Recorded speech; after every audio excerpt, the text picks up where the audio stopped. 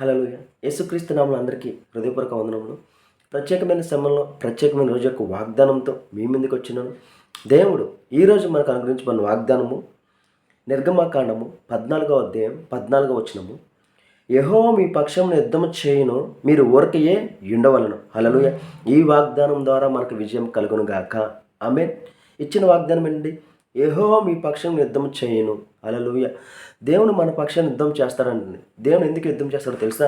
నువ్వు ఎప్పుడైతే ఆయన మీద ఆధారపడే వ్యక్తిగా నువ్వు ఉంటావో అప్పుడు దేవుడు నీ కొరకు యుద్ధము చేస్తాడు. మనం ఎప్పుడైతే యేసుక్రీస్తుని విశ్వసించున్నామో అప్పుడు దేవుడు మన కొరకు యుద్ధము చేస్తాడు.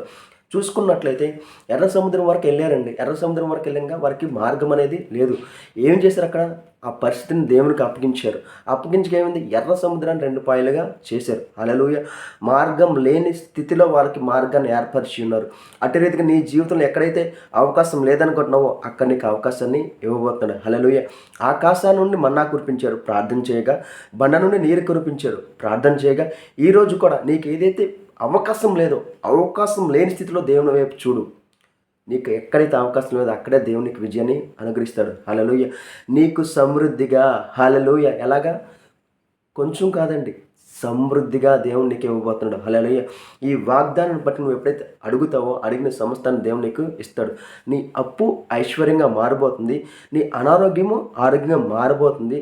నీ ఉద్యోగంలో విజయము కలుగుతుంది. కాబట్టి ఈ వాగ్దానం బట్టి నువ్వు ఎప్పుడైతే అడుగుతావో అడిగిన సమస్తాన్ని దేవుడు ఈరోజు నీకు ఇస్తాడు. ఎందుకంటే విశ్వాసం ద్వారా కార్యం జరుగుతుందండి. ఎలా జరుగుతుంది? విశ్వాసం ద్వారా.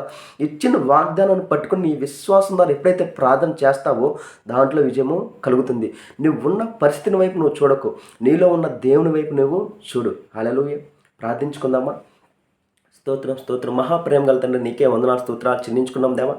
ఈ సమయంలో తండ్రి ఎవరైతే తండ్రి ఈ ప్రార్థనలు ఏకీభవిస్తున్నారో తండ్రి, నాకైతే సమస్తం తెలియదు కానీ దేవా, నీవు సమస్తం తెలిసిన వాడు తండ్రి. ప్రార్థించిన ప్రతి ఒక్కరికి తండ్రి విజయం కలుగునుగా కానీ ప్రవచిస్తుందండి. వారికి అవకాశం లేని వైపు నుండి తండ్రి ఇదిగో తండ్రి వారికి విజయం కలుగునుగాక.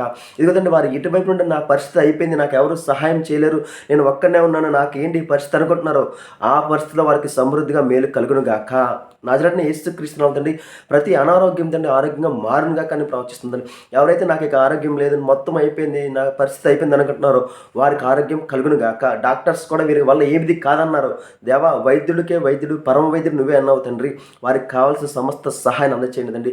ప్రతి అనారోగ్యం ఆరోగ్యంగా మారునుగా కానీ ప్రవచిస్తున్నాం తండ్రి. ప్రతి అప్పు ఐశ్వర్యంగా మారునుగా కానీ ప్రవచిస్తుందండి. ప్రతి ప్రయాణాల్లో తండ్రి మీరే తోడే నడిపించండి తండ్రి. అటు రీతిగా తండ్రి ఎవరికి తండ్రి ఏదైతే సహాయం కావాలని ఈ ప్రార్థనలో తండ్రి ఏకీభవిస్తున్నారో తండ్రి, ఈ వాక్యాన్ని చూస్తున్నావు తండ్రి, వారి హృదయంలో ఏ విషయాల గురించి ఆలోచించండి. ఈ వాక్యాన్ని చూస్తున్నారు తండ్రి. ప్రతి విషయంలో విడుదల కలుగును గాక. నజరేయుడైన యేసుక్రీస్తు నామములో అడిగి వేడుకొంచున్నాం తండ్రి. ఆమేన్. అందరికీ హృదయపూర్వక వందనములండి.